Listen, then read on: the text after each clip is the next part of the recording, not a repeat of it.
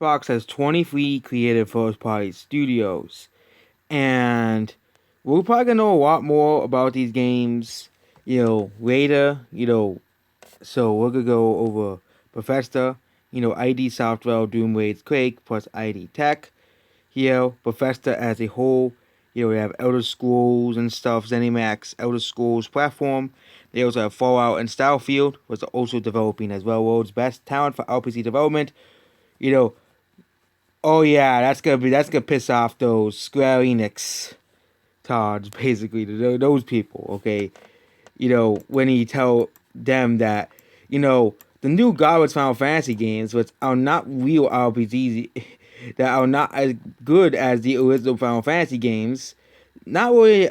No one really plays Dragon Quest in America, and again, Dragon Quest 12 will probably come to the Switch anyways, so, that's basically Giant BTFO right there, but yeah, but they'll try to tell you that new Final Fantasy games still are good. But they're not as good as the older Final Fantasy games. That's why they're not selling in Japan anymore. Okay, Final Fantasy 16 might be the first Final Fantasy game if they continue with you know, with the Final Fantasy 13 style. Might be the first Final Fantasy game in Japan to not pass 1 million copies, which would be pretty hilarious to see, because unlike Dragon Quest and Monster Hunter and other big Japanese series, and also I think it is a big mistake that the next Final Fantasy game is not gonna be on a Nintendo platform, because Nintendo says it's gonna be far bigger than the PS5 and that as well. So then we're seeing games as Wolfenstein, and they're making apparently an Indiana Jones game. Roundhouse Studios, unannounced IP. Arkane is known for play Deathloop and Dishonored, and then we have the bigger series, bigger first parties. We have 343 Industries making the Halo games, Comparison Games, unannounced. Psychonauts is owned by Microsoft. Double Fine, it says Psychonauts an unannounced IP. So that means Psychonauts is good. Psychonauts 2 is gonna be an Xbox exclusive then, because apparently apparently Xbox owns that series. Wasteland, apparently that's owned by Nintendo now, not Nintendo, Xbox now. Hellblade, of course, Bojang, we all knew they're owned by Microsoft. So Hellblade, Project Vera, Project Mocap, Xbox Rail, Sea of Thieves, and the next game is Everwild. Obsidian is making Grounded, Alvo in the Outer Wilds, which wouldn't be surprised to make a part 2. The Coalition's making Gears of War. The Initiative is making Perfect Dark. Forza Motorsport is made by Team 10, so Turn 10. Undead Labs, State of Decay. World's Edge is Age of Empires, and Xbox Game Studios publishing. First party games by independent studios. Okay? I think the only company that can beat that is Nintendo, of course. Nintendo, of course, they have, Mario and Pokemon. But Sony doesn't really have anything, besides, sequels to, like, old franchises, okay? Microsoft doesn't say, oh, Microsoft does the same thing, too, but Microsoft now owns a lot of, like, smaller games. They own all of Bethesda, okay? Sony's making another God of War game, okay? But, considering it's modern Sony, okay, we're talking about modern Sony here, okay?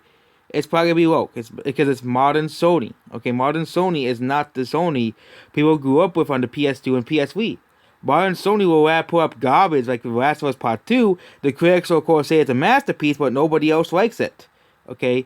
Yeah, and people like Ghost of Tsushima, but Ghost of Tsushima was made with love and care. But Last of Us Part 2 was made to attempt to, push a woke message, and people didn't like it.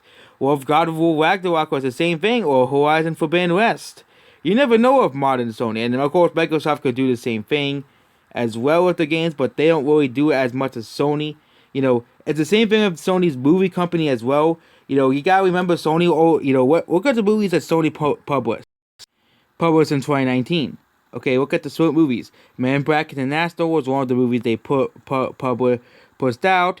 It was this. They were pushing this out as the woke version Man in Black. Nobody, nobody watched it. Okay, I never heard of the crime before, but here, but Sony's releases. This is for 2019. The numbers, okay, they release stuff like Charlie's Angels, in theaters they release, stuff like Escape Room, woke version of Escape Room, the based off, of course, the Escape Room stuff.